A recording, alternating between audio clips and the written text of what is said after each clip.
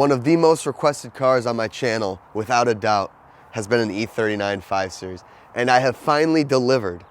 But unfortunately, I don't think it's quite the E39 that you guys were hoping for, and maybe even I was hoping for. I have never been hoping for an E39, but the opportunity arose and I saw potential here. Not potential for a restoration or a project, but potential for part out. So sadly, this is probably just gonna be a parts car, but I want to make a video solely for fun, seeing if we can revive this thing and drive it. And you'll see what I mean by seeing if we can do that once I pop the hood. Quick rundown on the car. This is a 2000 540 6-speed. So that right there is actually a pretty good E39. Not a bad first E39 set. I have had a 525 touring, but this was years ago. Never filmed on it. Really not a nice car. But I thought this thing was Calypso. It's actually not. It's royal red. And it's actually a pretty color despite the faded clear coat and stuff like that. I'm sure from where you guys are standing and the lighting, hopefully it's not too bad with the sun up on the trees, but probably looks a lot nicer than it really is. And I'll show you guys around why this will be a parts car, because I'm sure people want some justification as to why that's going to happen. But 546 speed, I grabbed this thing up in Wisconsin about a week ago, and the story from the seller was clapped out, need it gone, just bring a trailer. And I'm like, all right, what does that mean? I'm looking through the pictures. I'm like, all right, it looks bad, but 546 speed, that 6-speed swap, that's money, man. I mean, you guys, my E31's behind you guys, and I did want a 6-speed for that, although I think that ship has sailed. But anyway, let's look over the car, see what's up with it, and then we are going to revive this thing, well, hopefully revive it. We're going to do a little bit of M62B44Tu Vanos work and see if we can pick up where this guy left off, which is not a whole lot to work with. So could be a failed mission. It could be, decent. We'll see. But first off, let's see what the car looks like. So as I said, we have royal red metallic, which is a very pretty color, over a black interior, which apparently people have been telling me is a pretty rare combo. So that is a shame to see, the car kind of get this bad. But top panels are all faded, clear coat failure. I mean, pretty bad every top panel. And coming down here, you got rust on the rockers, rust right there, rust right there. The other side's even worse. It's got style 66s, which the E36 guys go crazy for, although one of them's black, so it's kind of a mix match set. Got some rust on the quarter panel here, rust on the gas door. Yeah, that doesn't look so good in there. Coming around, we got some faded taillights. Wisconsin is where this car came from. The rust here, oh yeah, real bad. And then all the E39s love to get this disgusting looking rust in these skirts that are actually metal. But yeah, the outside's nothing to write home about. Interior, not half bad at all. Black interior, and it's actually pretty nice. I mean, it's in pretty decent shape, aside from the fact that it was used as a storage unit following the work that was performed on this car from the guy. So, there's like the air boxes and all that stuff. But honestly, sitting in this car makes me think like, man, E39s are probably pretty nice, pretty comfortable cars, because I think it's pretty nice in here. And it makes me want to drive it, which is weird because I've never really been an E39 guy. And I had a really crappy wagon with like the gray interior that didn't age well, but the black feels a lot better, probably because you just can't see the dirt. But I don't know, and the 6-speed is really cool. I mean, I've never had a 6-speed manual car before, which may sound crazy, but I've actually never had a 6-speed manual car. I don't know, I just want to drive it, It's got this crazy little radio. I don't know if this is nice or just some cheap aftermarket garbage, but it's got 150,000-ish miles on it. I was doing some work here, getting an LCM. I mean, it seems like it's one of those fully loaded cars. It's got the garage door opener thingy. Black headliner, which I don't know if it's original on a non-M E39. I feel like it's been redone, and it looks pretty good, but, well, this wasn't done. But, yeah, so we got parts all over. This car actually came with a timing kit, a brand new torque wrench, and a fan clutch tool, which is, like, really cool. He didn't feel the need to take any of the stuff out of here. There's tools, there's nicotine gum, there's sunflower seeds. I mean, all sorts of garbage. We got some change in the change holder. So I mean, right there, it's already some good return on investment. But we got the vice grips to open the hood. I mean, it's definitely a certified clap box. 540, I think this is the M Sport wheel. Same wheel as my E36 M3, so it's got to be because it's got the M there. But yeah, I mean, he left me in tools alone. Pretty decent value. But let's go under the hood and see really what the heart of this car is. And it's not looking good, I'll say that. So, okay. So this is what we are left with. And the story from him is that this car was, they did, I don't remember what he said he did. It had like the rattle, right? Like the chain rattle that M62s are notorious for. And apparently like they did the job, whatever, did the Vanos job, I don't know, put it back together, and then the sound came back, which whatever that means, I just know these things are infamous for rattle noises, chain noises, whatever. And they went in to do the job again and never completed it. This is how they left it. So now I'm sitting here picking up the pieces, and they left the engine open. So this is why this is going to be kind of an interesting video, because you know, typically when I'm working on a personal car, we do things very by the book, precise. This is going to be me picking up a poor condition engine and just saying, screw it, let's just go for it. Let's see if we can get this thing running again, just to test, you know, how solid are these M62s, right? Can they come back from rusty cam lobes, from sitting for months on end, and drive again? We will see. Super conveniently, did I just build an M60B44 for the E31, if you guys are familiar. So I have an entire M62 worth of parts and bolts, which is the only reason why I'm even tackling this, because I know that I can get the bolts that are undoubtedly missing and, you know, whatever else I might need. I'm annoyed because I bought a $160 timing kit and now I have a new one with the car.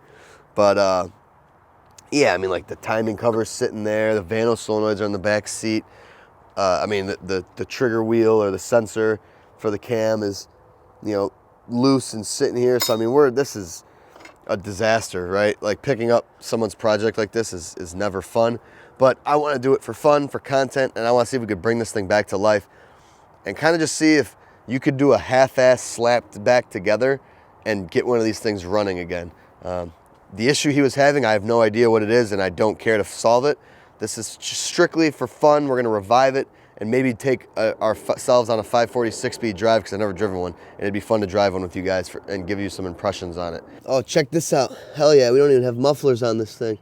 The exhaust cuts out right by the rear axle, so this thing's real nice. That means it's going to be loud and obnoxious. Going underneath this nasty, slimy, leaky ass E39. We're going to lock the crank with the pin. The TDC marks on the harmonic balancer are a little unclear to me, so I'm not really much of an M62 guy. I don't really know anything about these, and I'm not looking to, you know, do a by the book resto here, because I don't care that much about this thing. The crank lock is already in. He did get that far with it. What we have to do is get the cams set up with the cam blocks. This is bringing back fond memories of M60 B44 building, man. Setting timing and 180 degrees off and stuff, if you guys are familiar with that whole debacle.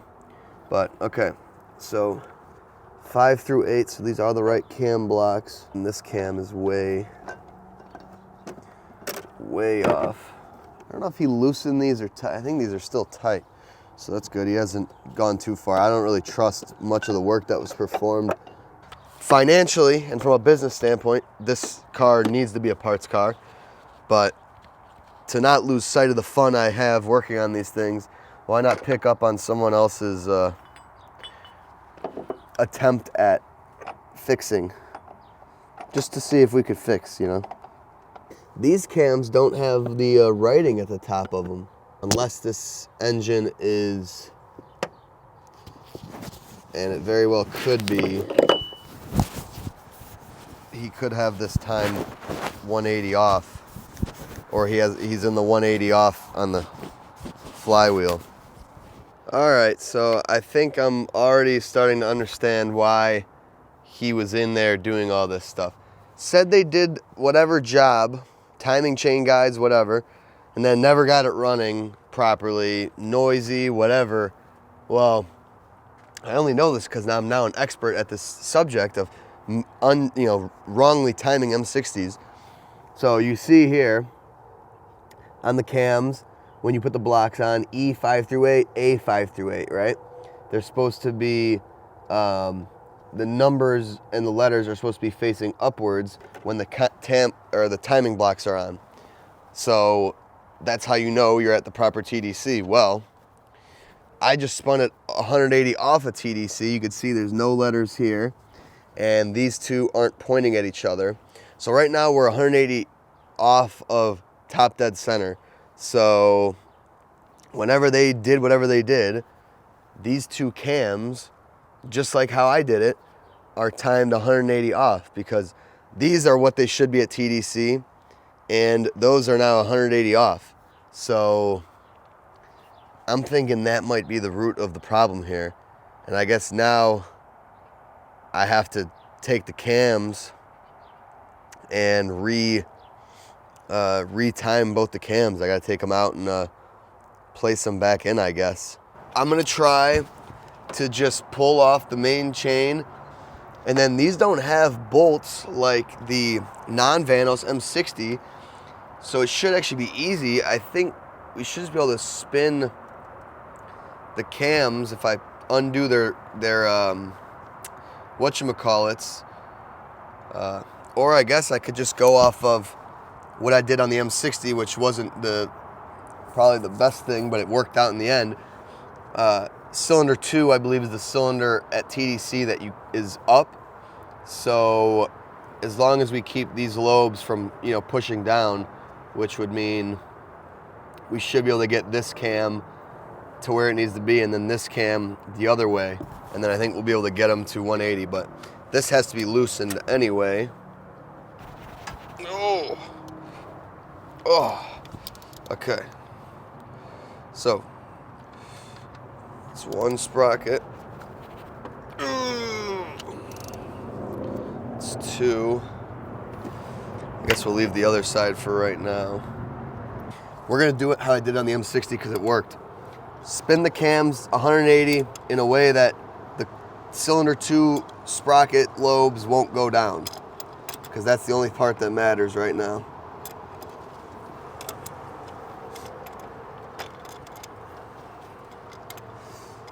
And look at that. Woo! Okay, we did it. This cam is back, so there's the 5 through 8. Now we gotta do the other cam. Okay, I got this cam spun around with some methods that I didn't want you guys to see, aka vice grips. Hey, it's a parts engine. This is all for fun. But I got them both E5 through 8, A5 through 8, so we got them set in the right realm. Now we can finally get our timing blocks on it and, pick things up where they were supposed to be at from the start. Hopefully. Okay, so that's that block.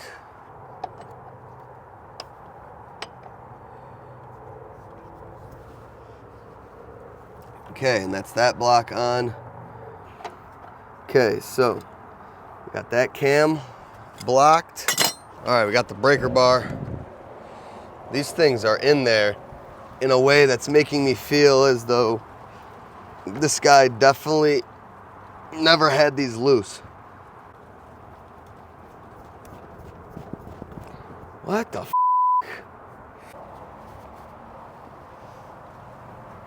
Oh. Oh. My God. Now we're gonna set up the dummy chain tensioner. Just finger tight.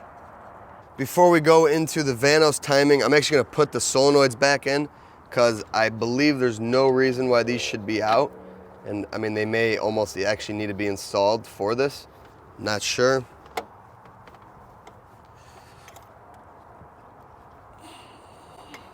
Okay. Now the timing procedure, you need a continuity test meter right here and this tool from the timing kit, and you put the tool right there, and then you can advance or retard the, I guess the Vanos, like right there would be full retard, and I think this is advance, and you want it full to the left, and then apparently your multimeter is supposed to, if you ground it, it's supposed to beep at you when you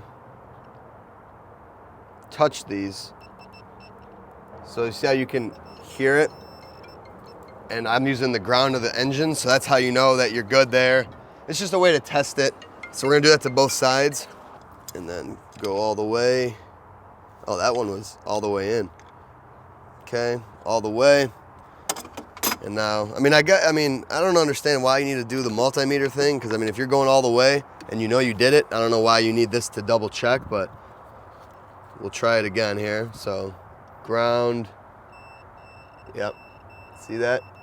So we got continuity. Okay, so now those are set, we can tighten these, and these go to 110 Newton meters and 110 and 125, like 80 foot-pounds, and then like 75 or something. I'm gonna use this to hold the cams to keep things from getting messed up. I don't wanna rely on just the timing blocks to hold. Woo! Oh, got it. Now, we gotta put on our trigger wheels. I believe these are identical, so sides shouldn't matter. So, you get these on there like that, and you got your nut. It's reverse threaded. For this part, you get the other half of the timing kit, which is these thingies. The one with like the loop is this side, the one like with no loop is the other side. We got our trigger wheels in there, and now basically use the same thing, the timing cover bolts, line them up.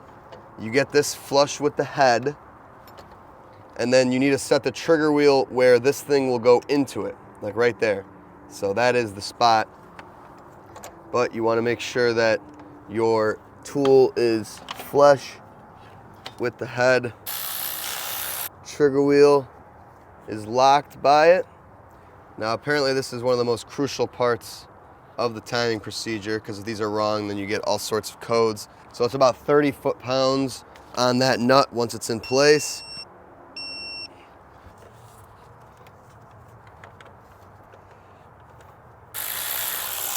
Okay, so tool's tight, flush on the head, yep. And we got the trigger wheel locked in with that. So this kit is extremely confusing when you don't know what you're doing, but once you learn it, it's actually pretty simple. Same thing here, 30 foot-pounds.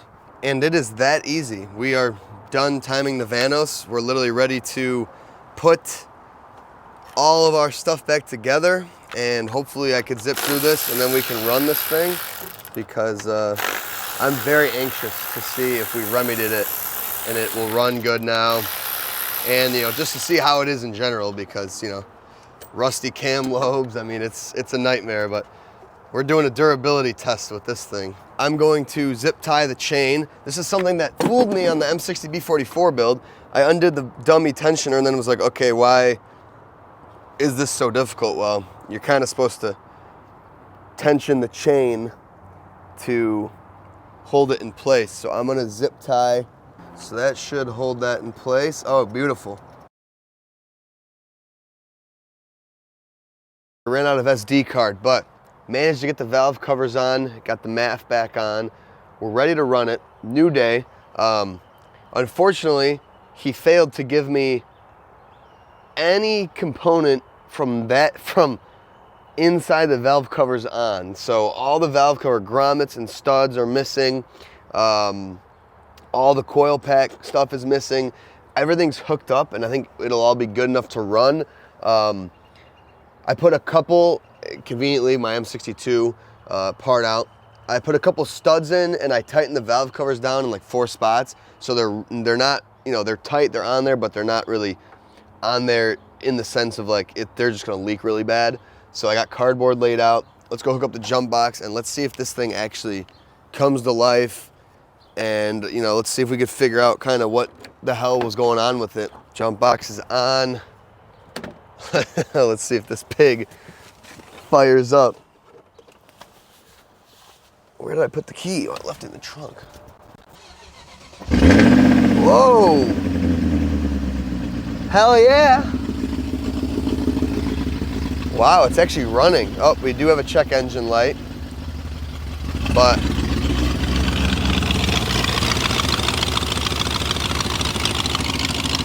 dude, this thing runs nice.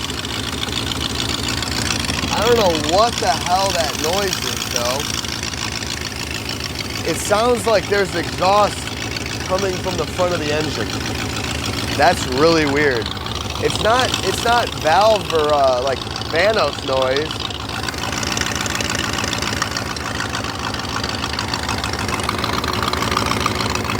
I think this car has like a serious exhaust leak. It sounds like the manifolds. It sounds like it doesn't have manifold gaskets.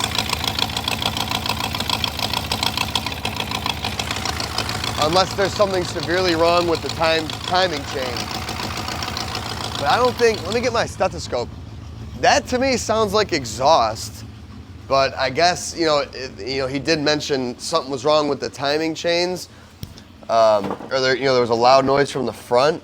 All right, let's see if I can get some noise here with my stethoscope.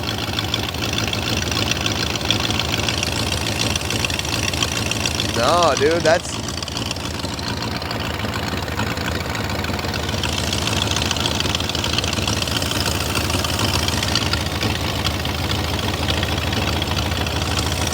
that is 100% exhaust related, because there is no engine noise inside the engine that actually sounds bad at all.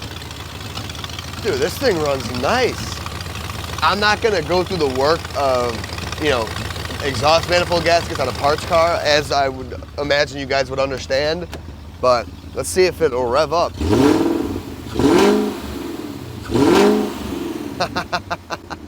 Oh yeah. What? This thing sounds crazy.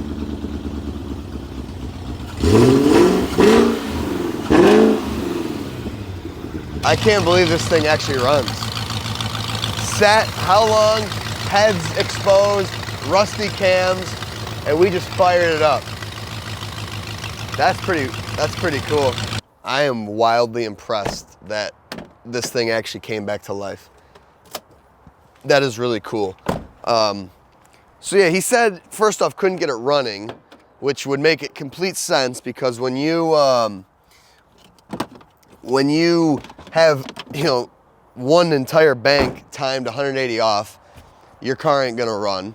So that makes sense. So we solved that problem. As far as what he said was, did his timing job and it was really noisy, I think there's something wrong with these exhaust manifolds. Maybe either they're cracked or the gaskets blew out or something, because that noise we're hearing is the noise of high like pressure exhaust getting just pushed out of a very small thing.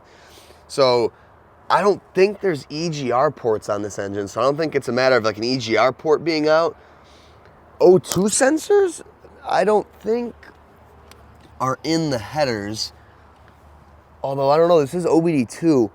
No, I mean, I'm looking at the header. It doesn't look like they've been touched, but something's wrong with the headers, I think, because I don't know where else that noise could come from. If I was reviving this car, we would have done a lot of things differently, and including figuring out that noise, but it doesn't matter, runs, whatever. It's still a parts car, so I wanted to drive it with you guys, but I don't have any of the hardware necessary for these, so these are leaking. I'm missing coolant hoses, like for the alternator and stuff, so I can't really complete this, unfortunately, and that sucks because we're not gonna be able to drive it, but I just wanted to revive it and run it, and that is in of itself exciting, so I'm glad we did that. I wish we could drive it, but unfortunately, this isn't the car that we're gonna get our first 540 6-speed experience driving together. There's just no way to, the amount of money and time, get the grommets, get the bolts, coolant hoses, that's not worth it. Put coolant in it. It's missing a coolant drain plug, I noticed, which is really weird. So it's just not there. But we revived it, and that's cool. And now I want to see, before we conclude, I want to pull this valve cover off and see what the engine looks like after it's run. I want to see how the rusty cams, if they come back to life or what. I want to see how that looks.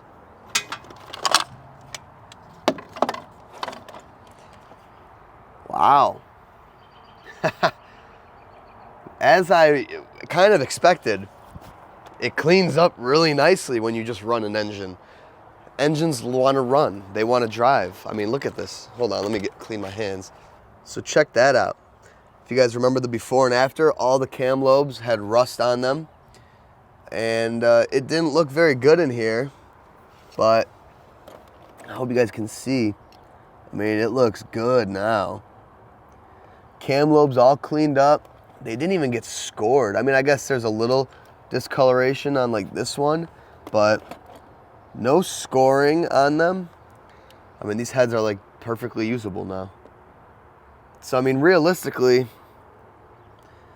I mean, you could really save this engine. I mean, if it wasn't for that stupid exhaust issue and knowing that, no one will pay me any amount of money that I want for the condition of this car, you could easily run it, drive it. And you guys may notice I lost the headlights. I already sold them, so it's no longer a complete car anyway. But yeah, I kind of had a hunch that the internals would clean up from running, and they sure as hell did. So that's actually pretty interesting. It's fun to play around with parts cars because you get to experience things and learn from things and, experiment with stuff that you normally can't do on a nice car or you just wouldn't do. So that's pretty fun. So there you have it. Can you revive a beater that's been sitting with an open engine for months? Yes, you can. Do you have to do anything special? No, just run it. Head cleaned up nicely. Runs actually really good. I mean, this is actually a pretty solid engine. It just really needs to be refreshed. And I mean, doing that in an E39, that's a tricky thing to do, man. I mean, just to get those exhaust manifolds off, I mean, it's a pain. There's no room. This thing needs a reseal. If this was a really nice 540, I would pull this engine, redo everything, and keep the car and, keep it running. It's a parts car. I don't know how many times I could iterate it. I know people just always say, don't do it, don't, save it, save it. I mean, some things just can't be saved.